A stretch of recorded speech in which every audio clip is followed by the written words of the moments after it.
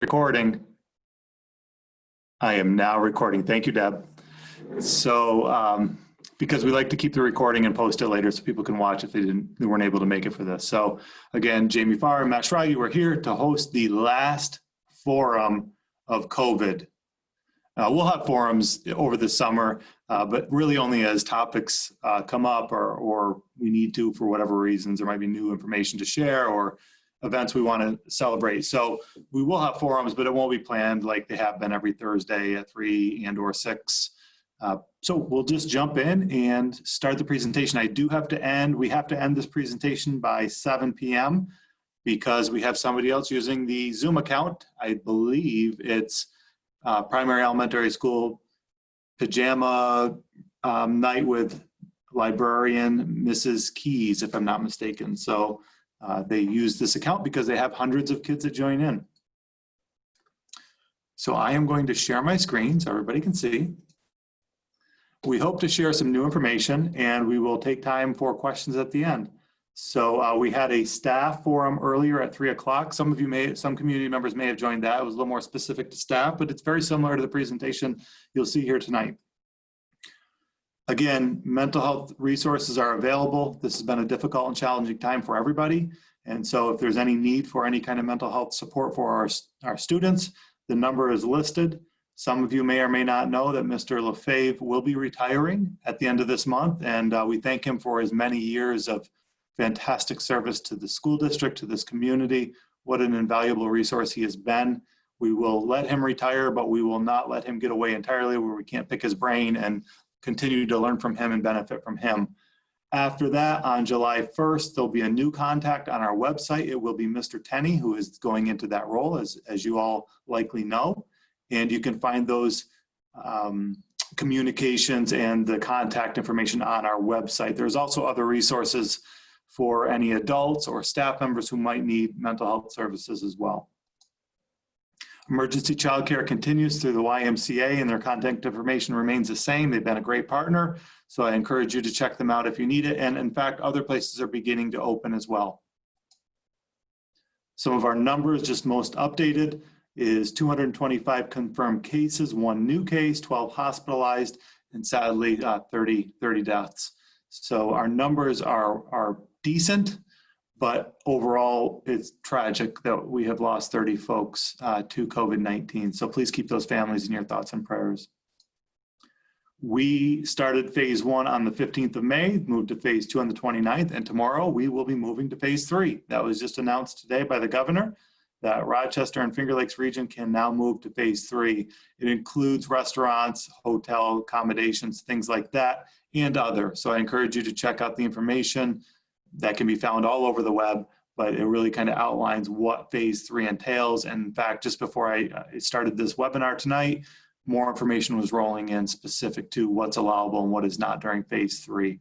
So just stay tuned. It's widely available and you can learn what that means. Remember, education is in phase 4. We still really don't know entirely what that means, although I did just get off of a Zoom session with Bob Duffy. As you know, he's the point person for Rochester and the Finger Lakes area. And we talked a bit about phase 4 and what that looks like for youth programming, youth sports, and things like that. Hopefully at the end of June, early July, we'll see a return to the use of our facilities a little bit more. So in fact, there was another document I received that was specific to that. And I literally had it minutes before this webinar started, so I wasn't able to read it. But there will be some use of our facilities allowed at the end of June, early July, if we can get to that phase 4. Meal distribution will continue through Friday, June 26th. That was supposed to be the last day of school. I know that for students, it's the 16th now and the 18th for staff, but we will do the meals through Friday, June 26th. We have not made a final determination if we'll be doing the meal program through the summer. We've applied for it through the federal government, assuming we'll be approved, but we're trying to gauge whether or not it would be a program that folks would take advantage of if we continue to do the program. So stay tuned on that. Some of the updates, there's been a lot of updates since our last communication, our last forum. So this past Friday night, the governor actually changed his stance. Initially, he said there'll be no in-person summer school. Friday night, he released information that in-person summer school for special education programming is allowable. And so our special ed staff had spent weeks preparing for a virtual summer school, communicating with parents and hiring and just getting prepared. And now this is a complete change of direction. We aren't sure what we'll be doing with this yet. It really needs to be pretty consistent regionally, and we need to figure out what we're able to do. And so we're still moving forward with planning and preparation and just saying it could be in person or it could be virtual. If I was a guessing person or a betting person, just based on what I'm hearing in the region, I can see virtual summer school for all students, including the special education students, for academic purposes and for related services, maybe OT, PT, or speech. It could be virtual or potentially in person. I think that's what people seem to be talking about a little bit more. And like I said, this will be probably pretty uniform throughout the region, but it's still too early to tell. This just came out on Friday and everybody's been scrambling, trying to understand what does this executive order mean and how do we deliver on it. So executive orders were flying pretty frequently in the coming days. On Sunday, we were actually supposed to have our budget finish and the deadline was June 9th, this past Tuesday. On Sunday, the governor extended that deadline for 1 week until the 16th because in some communities, not Canandaigua, we were great with this. Deb Sunlove really coordinated it, was way on top of it, had everything exactly where it needed to be, created the documents, mailed them out on time, everything. But in some communities, print companies were overwhelmed, delivery companies were overwhelmed and couldn't get these items out on time, the ballots, the absentee ballots. So that is why the governor extended the deadline. But what's interesting in this is it was due on the 9th. It was extended by a week. We are not allowed to send out any more ballots, even though it was extended. And we're not allowed to accept any in person. Not really sure why, but that is part of the law that any of the ballots we receive need to be done through the mail. And so we have had actually some residents show up after the 9th to drop them off, and we've had to turn them away and ask them to put them in the mailbox and send them in the mail because we're not allowed to accept them in person according to the law.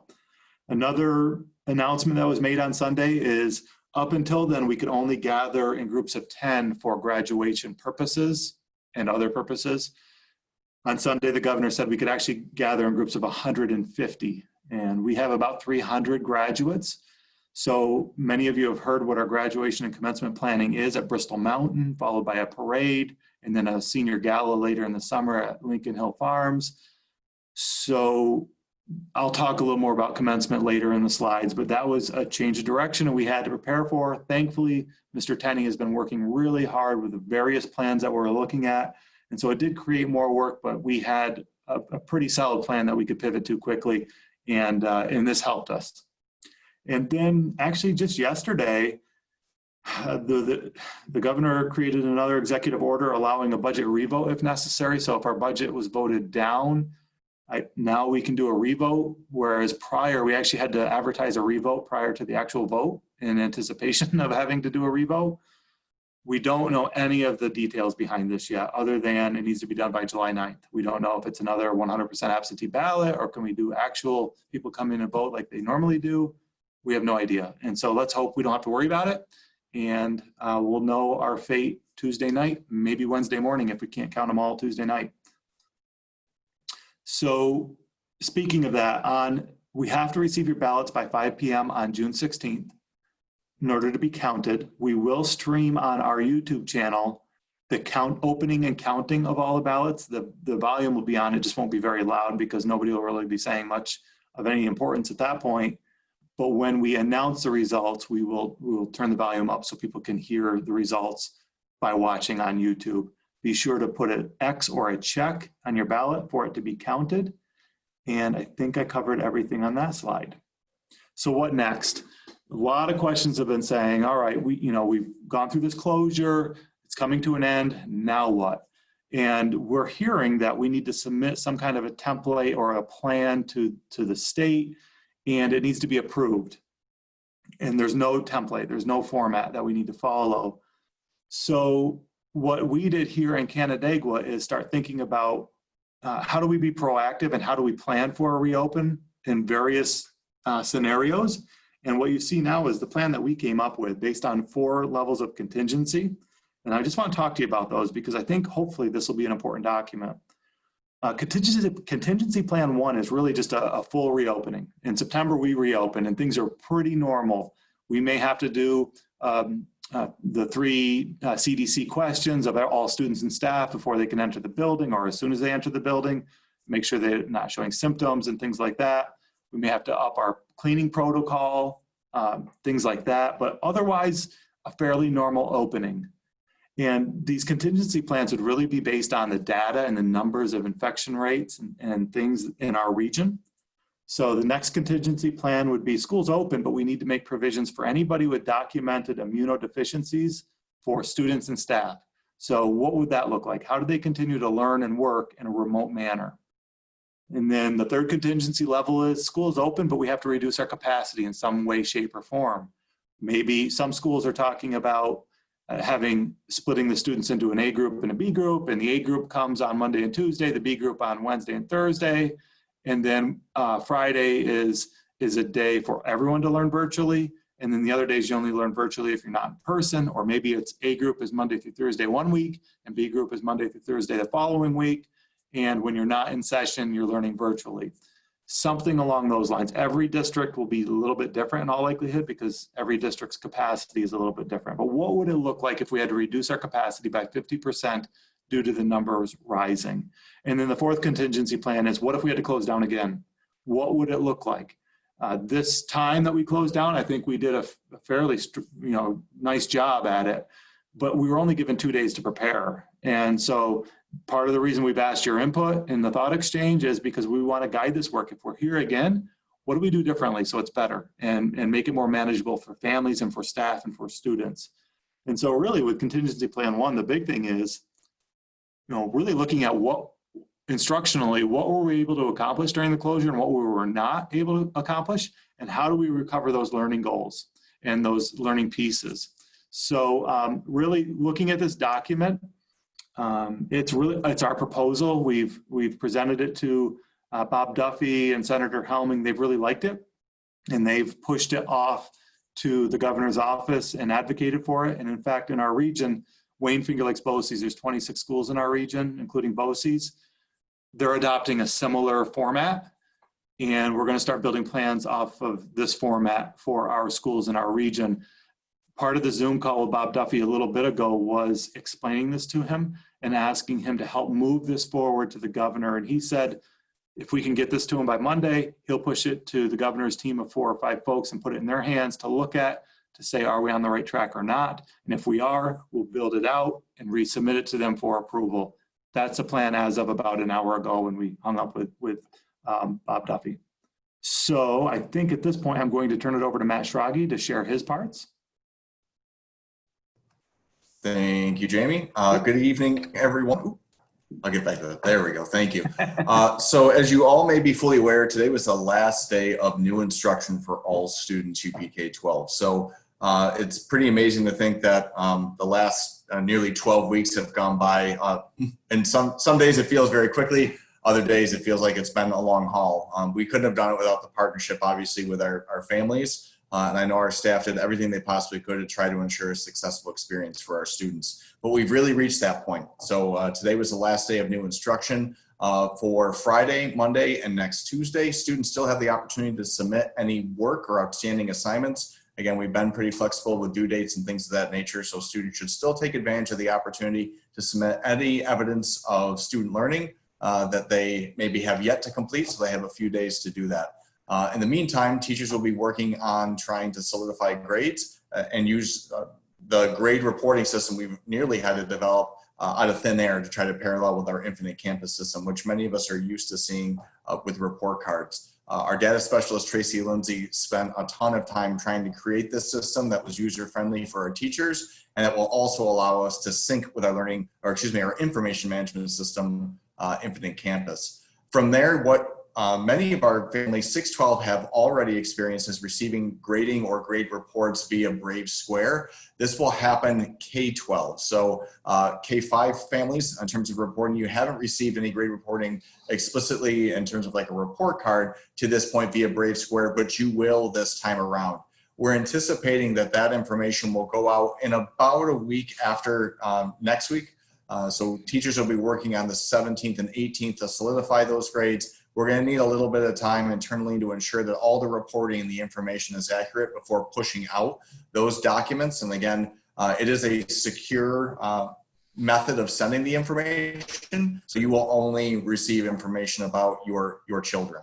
The biggest piece between now and then is to continue to have open communication with teachers. If you have any outstanding questions about outstanding work or any specific grades, please feel free to reach out to them. Brave Square is one method to do that, but email is another method to try to connect with teachers specifically if you have certain questions. So please feel free to do that.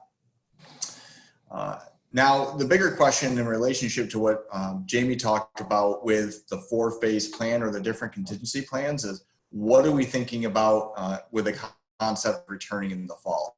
Structurally, we don't quite know what that's going to look like. So again, we have the different plans in place, and we'll be working to solidify those plans as we go through the summer. But we really have 3 questions that most of the staff, even today, with that goal of returning to learn and all. Again, that's not to say that we haven't been learning or students haven't been learning all the way throughout the closure period, but our hope is we're back to some level of what we're accustomed to with school. But how do we acclimate kids to learning, and what is it like to shift from being strictly in a virtual environment to one that'll be more in person? So those 3 questions: what can we do now? What steps will we take over the summer? And then what might we need to do in the fall? So the subsequent slides will talk about some of those things, those activities we're going to engage in immediately, some things over this fall, and hopefully that'll set us up for success.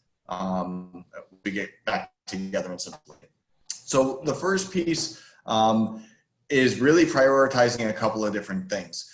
We talked to the staff today about thinking about getting kids ready to learn when they return in September. You'll notice our first piece, and will probably be our top priority, is getting kids socially, emotionally ready for school.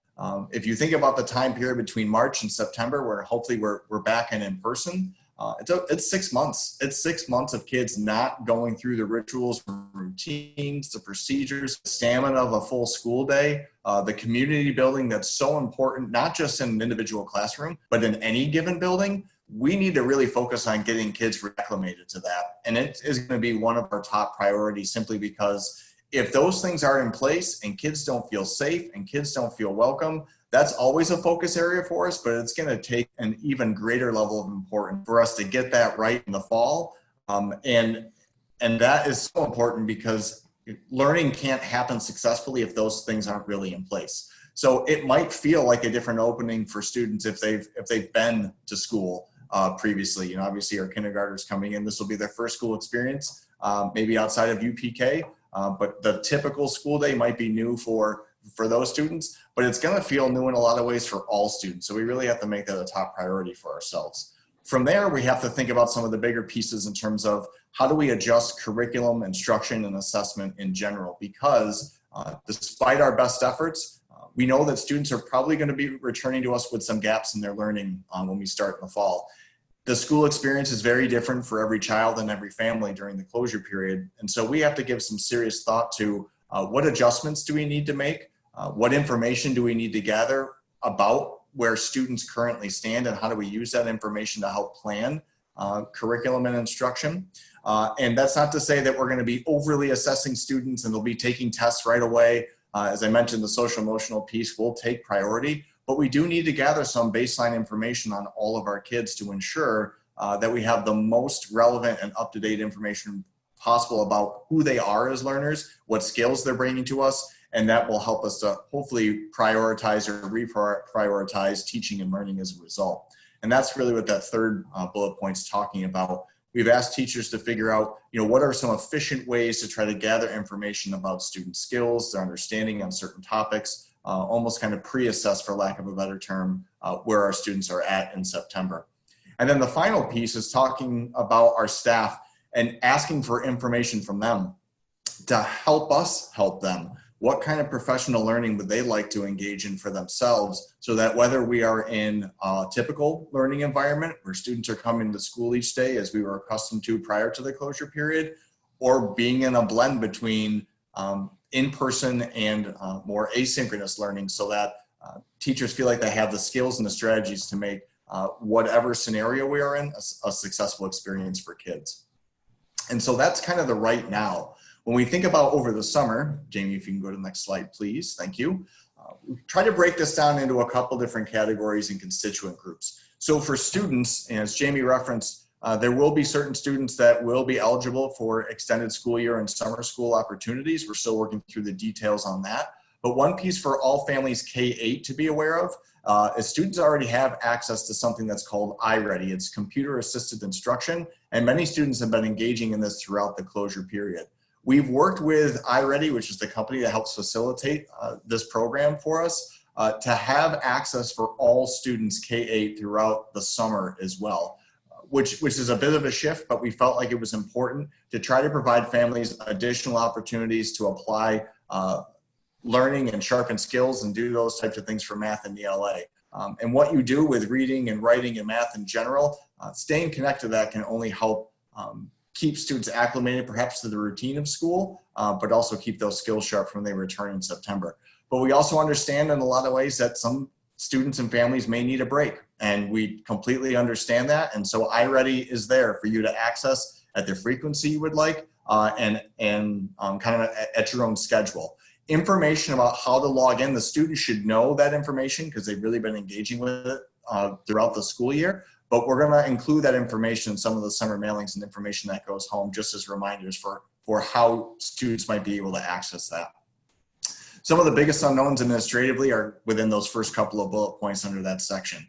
Between health and safety, logistics like building schedule, transportation, food service, all those different components, in addition to instruction, our administrative team has already spent time thinking about, but we're really going to need to refine that piece over the summer as we work together using the guidance that we receive from the Department of Education and/or Department of Health. For the staff themselves, we are looking to try to find small opportunities for them to perhaps collaborate with, again, still paying attention to the guidelines and the different phases of reopening, so that they can begin to talk about what teaching and learning might need to look like for students when we return in the fall. And again, we're going to offer that professional learning for them so that they can continue to plan instruction over the summer. Again, not with the specifics of where we are at with all students in terms of their awareness. They haven't met students yet, and they will have some information about them. But most importantly, preparing them with the tools and the learning for themselves so that they can structure learning experiences that will benefit all students. And then the final piece is really thinking about what we kind of deemed a return to learn committee. Each of our buildings is currently working on a plan that addresses those 4 contingency pieces that Jamie referenced a couple of slides ago. But we're hoping to get a cross section of people K-12 to really give us feedback about those plans so that we have a wide range of perspectives and ideas across the district that will help us to make some informed decisions about our plans and to make sure we're not missing anything, and we try to get as close to perfect as possible. Now, from there, we don't quite know what the fall will bring. Obviously, right now, it feels very much like a moving target, but as Jamie referenced, the state is expecting us to submit some information to them in July at some point. So we await that sort of directive and we await the guidance about what they're expecting from us. But in the meantime, we certainly have a lot of work ahead of us this summer, and we're going to do everything we can to get it right for our staff, for our students, and of course, for the greater Canandaigua community. So Jamie, I appreciate the opportunity to try to help build some awareness about some of the activities that are going to take place this summer and as we're wrapping up this current school year. And if you have questions, feel free to reach out to me or building administration. And we do hope to give more updates, as Jamie mentioned, throughout the summer. So stay tuned for all things school as we go through the summer. Thanks, Matt. I appreciate it. We'll circle back and answer questions in a bit, but I do see a couple questions that popped in from Danny already. And I'm going to kind of break from norm and answer these questions because I think they're apropos. The first, one of the questions was in regards to the thought exchange survey, and that, Danny, you didn't think it was great, but I will share this. We have hundreds of in that you weren't able to write comments. I should add that piece. We've had actually hundreds of comments, and we last checked had over 18,000 interactions with those comments. So the data we receive from that thought exchange is invaluable. It really is helping and is eye-opening for us. But you're right, a lot of the comments are very similar. We're seeing some trends that are emerging from it, that things that we're doing well and things that we wish we had done more of. That will help us. And as Matt talked about this, the Return to Learn committee, having representation from the community. So as they build those plans in the 4 levels of contingency out based on that feedback and based on what we've experienced and know, what my hope would be is that we can actually do community conversations in July. I'm hoping we can actually go and have people come and share their feedback as we share what this plan looks like. If we can't do it in person, which is what I prefer, we would do it more like a Zoom session like we're doing now, but do it in a manner where it's a Zoom where we can see each other and interact and communicate and dialogue. That would be the hope, because we do want your input. And so to your point, is there another way we can use a Google form or something like that? I think we'll do it either through Zoom and where we can interact, or in person if possible. So that is the hope. I think I answered that one question, Danny. The other question I'm going to answer in a minute about the ballots. But the class of 2020, as you saw, we do have our commencement plans. June 27th is the actual date. It's a Saturday. The rain date will be the following date, the 28th, at Bristol Mountain. Graduates and up to 3 guests will ride the lift to the top of the mountain. We have a stage built there where they'll walk across, receive their diploma, do a photo opportunity, come off the stage, and then there's a scenic overlook with the mountains behind them and the lake for another photo opportunity. Then they'll circle back and ride the lift back down. It's almost just under an hour process, and we have other fun things planned for that time at Bristol Mountain. After that will be a commencement parade with seniors. We'll meet at CMAC at 5:30 p.m. The parade itself will start at 6 p.m. led by city police and fire, go along Lakeshore Drive, up Main Street, down Chapel, and over to the Academy. We're encouraging anybody who lives along that route or business owners along that route to come on out to the street and cheer on our seniors as they make their one final parade through the community as Canandaigua Academy seniors. And then later in the summer, if we're able to get them all together in a big group, we hope to do a senior gala at Lincoln Hill Farms. It would be a way for them to make up for their senior ball that they lost and the senior sunset that they lost. We'll put them both together, have food trucks, there'll be music and outdoor games, and just a way to all come together one last time before they go off to college or to work or to the military or wherever they're off, trade school, wherever they're off to at that point. So those are kind of the 3 pieces. And the Bristol Mountain piece has been really, people are really excited about that. The only concerns we've heard about it is the limit on 3 guests. So what I'll say is we've heard that loud and clear, and we've worked tirelessly to try to remedy that concern. But at the same time, that is a concern not unique to Canandaigua. That's a concern everywhere. Because we have this limit of 150, we have to stage it in a manner that we can do it in the time allotted and make it manageable and not exceed that 150. So, and there are schools in our region that border us, in fact, that are doing their commencements without any guests. It's only the students. And so we know that commencement is also about, in this community, also about the experience for parents and guardians and family. So what we're looking to do, and there'll be specific communication about this to senior families, probably Monday. This is a lot to put together, where you'll need to fill out a form and let us know what your intentions are. But essentially, the graduate and up to 3 guests at the base of the mountain will ride up the lift. And then at the top of the mountain, because you can drive up there as well, we'll allow another 3 guests, up to another 3 guests of that graduate to meet up there, which would be a total of 6 who could then see the graduate receive their diploma across the stage and do their picture. The other piece to that is, and we would leave this up to the families to decide, what 3 guests ride up and what 3 guests ride down. It doesn't necessarily have to be the same 3 guests. It could be 3 ride up and then they switch and the other 3 ride down, or two ride up and a different two ride down, or one and one. We would leave that up to the families to decide, but we're trying to accommodate some of the concerns we heard. It is not easy. This has taken a lot of effort to make this work and the allotted timeline, but we believe we can make it work and still not exceed the 150, but it will take a lot of coordination. So on Monday through Brave Square, senior families will receive a communication with a lot of detail on this. And we're asking you to fill out forms so we know who's coming and timing and all of that. So please stay tuned for that information. Like I said, this is pretty exciting. We've heard from many past graduates and future graduates saying this needs to be commencement from now on. I guess I wouldn't go that far, but we're happy that we're able to make a situation that people were pretty down about and sad about to something they're actually excited about for the most part now. So really looking forward to this day.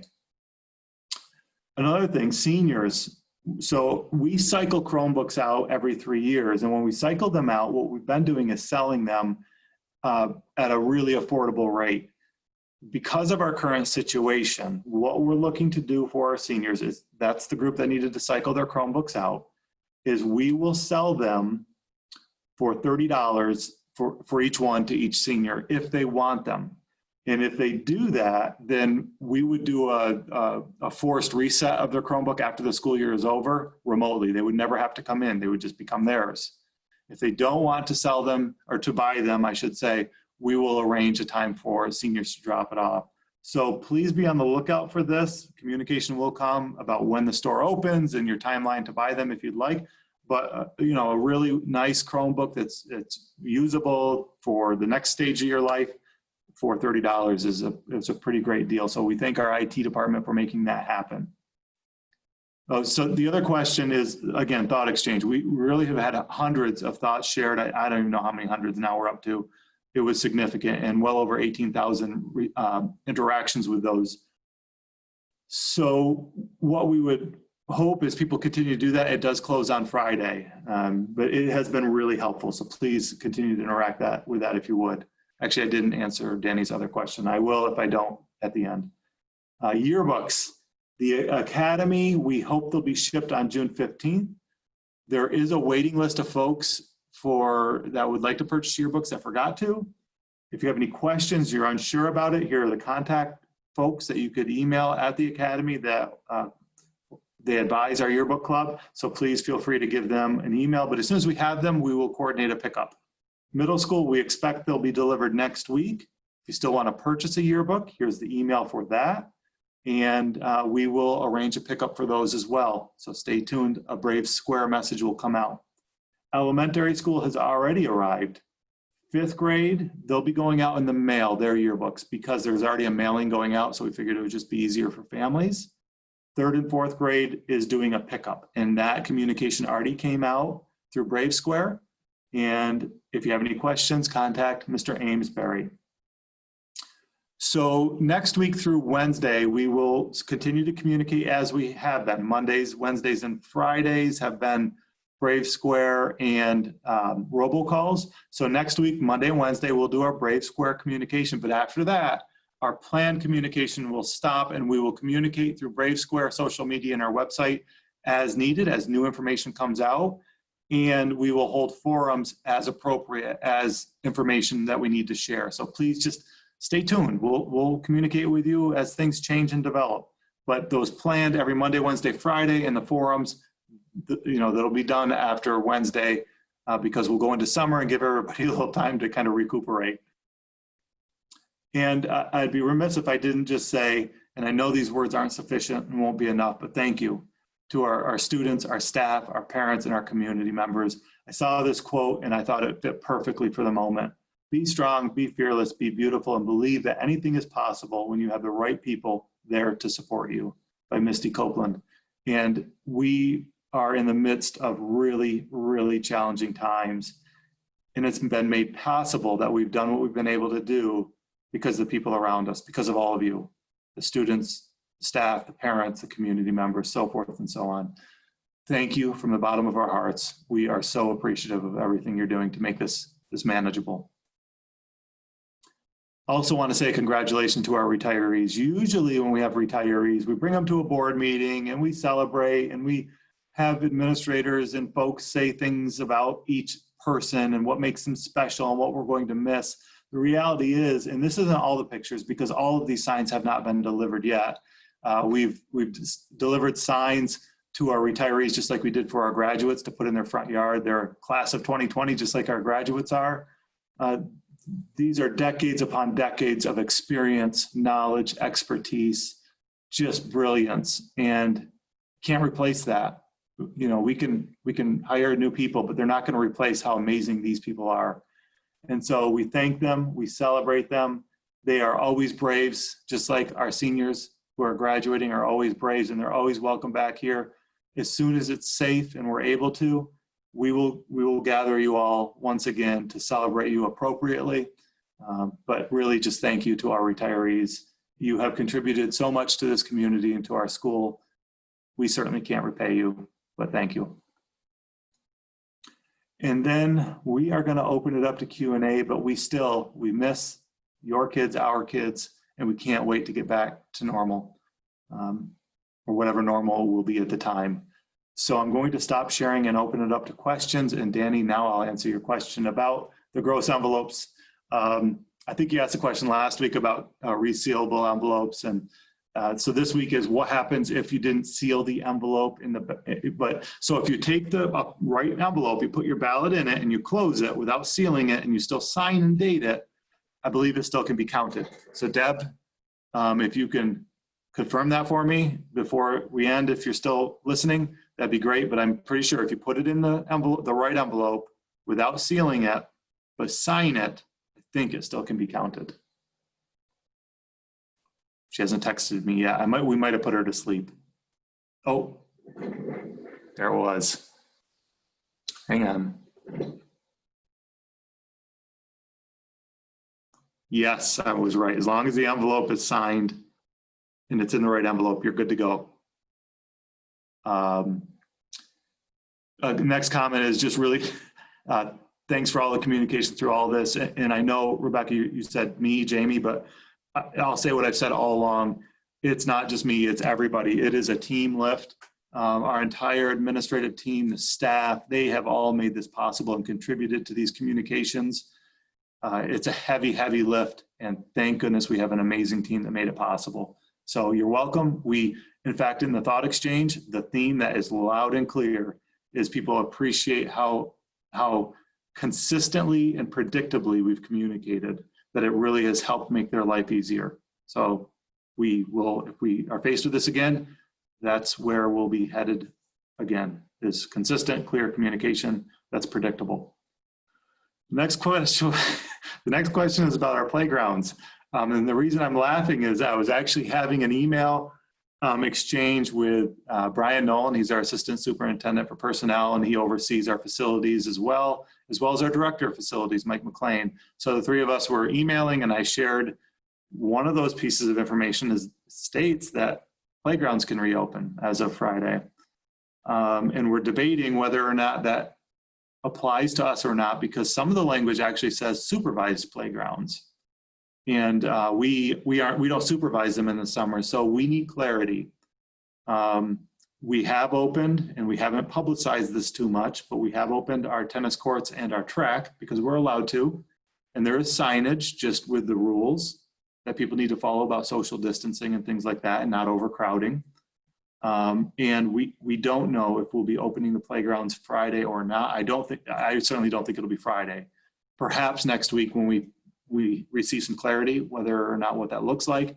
And the same thing, if we do open them, there will be signs just about, making sure people aren't overcrowding, keeping social distance and things like that. But at this point, we are looking at it and talking about it and trying to understand, are we allowed to, and if so, under what restrictions? Lori, question about the partnership with Bill and Melinda Gates. Really awesome question. So as you might have heard, the governor really spoke adamantly a while back about reimagining schools and partnering with Bill and Melinda Gates Foundation. That I have not heard a single thing since that. I mean, it really caused an uproar for about a week or two. and I have not heard a single thing since. I've shared my stance, and I don't mind sharing it again. I think if we're reimagining schools, we need to be the ones that reimagine it. The folks in the schools doing the work day in and day out. Can we improve? Absolutely. And you know what? Would insight from others matter? Yeah, it would. But I really think it's up to us to reimagine what it looks like.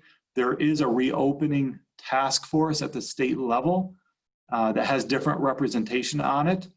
And I was asked to be on that, so maybe perhaps that will be part of the process. I don't know, but that process is beginning now. Asking for the slideshow, if you're referencing this one that we used here today, it'll actually be on our website. So we always record these and put them right on our websites. That might be all the questions. This could be a record. Any parting shots? What is that? Don't they say shots when it is that ESPN talk show Around the Horn or whatever it's called? Any parting shots? Any parting thoughts, Mr. Stragi? No, nothing in particular other than, again, thanks for having me here this evening. You know, again, we hope everybody has a happy, healthy, and safe summer. And we are really looking forward to the possibility of seeing everybody in the fall, but we'll await that guidance and try to put our plans in place for a successful opening. So thanks again. All right, and thank you. And I don't know if I answered this question correctly, so there's a little follow-up on it. So Michaela, if you go on the school district website, canandaiguaschools.org, there is a tab that I believe it's a COVID-19 tab. I think that's what it's labeled. It's pretty obvious. It's one of the top left tabs. If you click on that, we load all of our communications and forums right there and our documents. So that's where you can find it. If you struggle to find it, just email me at farj@canandaiguaschools.org and I'll attach it to the email and send it back to you. So it's a one-click way to find it, but it's right there. Yeah, so canandaiguaschools.org, just to make sure that's the right website. Yeah. Oh, one of folks is saying it automatically pops up. So when you go to our website, it'll pop up automatically. And then just one more clarification, communication went out today to our seniors about their Chromebooks and their ability to purchase it. So if you're a parent of a senior or a senior, check your Brave Square, the information's there. Okay, now I think we got through all the questions. Again, thanks for everybody. You've been just fantastic. I've really enjoyed these sessions. And this isn't goodbye, this is until next time, because I'm sure there'll be more of these meetings in the very near future. Have a great night, enjoy the warm weather. We'll talk soon. See you, Mr. Stragi. Thanks for joining me. See you, Mr. Farr. Thanks for having me. Take care.